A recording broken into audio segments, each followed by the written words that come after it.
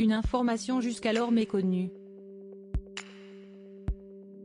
Jeudi 20 avril, le journal télévisé de TF1 a dévoilé une enquête portant sur la disparition de Delphine Jubilard.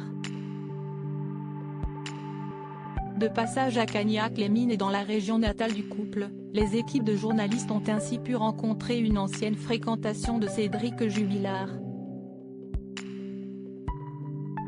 D'après les révélations de cette jeune femme originaire du même village que l'artisan plaquiste, elle aurait pris part à de nombreuses fêtes organisées au domicile familial des Jubilard.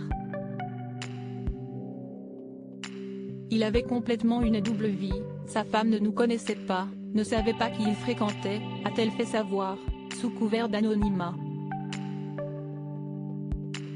Donc, on pouvait faire des soirées chez lui jusqu'à 6 h du matin, elle, en étant de nuit, elle rentrait à 6 h 30 du matin, donc fallait vite qu'on parte à 6 h.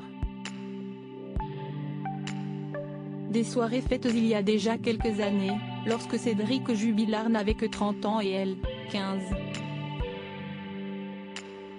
Et pour ne pas éveiller les soupçons, lorsque l'artisan plaquiste croisait ses compagnons de soirée, il aurait fait en sorte de ne pas réagir.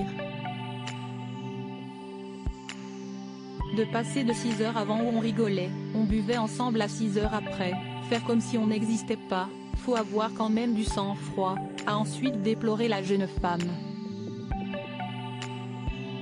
Supérieure à lire, minute par minute, Delphine Jubilard, retour sur le jour où elle a disparu. Cédric Jubilard, un homme compliqué au quotidien. Plus tard, dans ce même reportage fait par nos confrères de TF1, Yannick, l'ancien employeur de Cédric Jubilard, a partagé quelques mots sur son ancien employé. Et d'après ses dires, l'artisan plaquiste n'était pas vraiment une personne fiable à ses yeux. Ça a été un problème par rapport au travail parce qu'il ne bossait pas. Des fois, il n'avait pas trop envie, c'était un peu compliqué pour ça, a-t-il confié. Pour cause, d'après lui, le Cagnacois faisait preuve de beaucoup d'aplomb à son égard. Il avait beaucoup d'aplomb, c'est-à-dire si on le voyait faire une bêtise, il soutenait que c'était pas vrai, a-t-il ensuite précisé.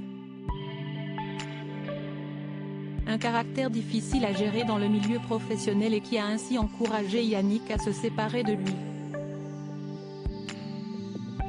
Pour rappel, Cédric Jubilard demeure présumé innocent des faits qui lui sont reprochés par la justice. Crédit photo, capture d'écran Facebook.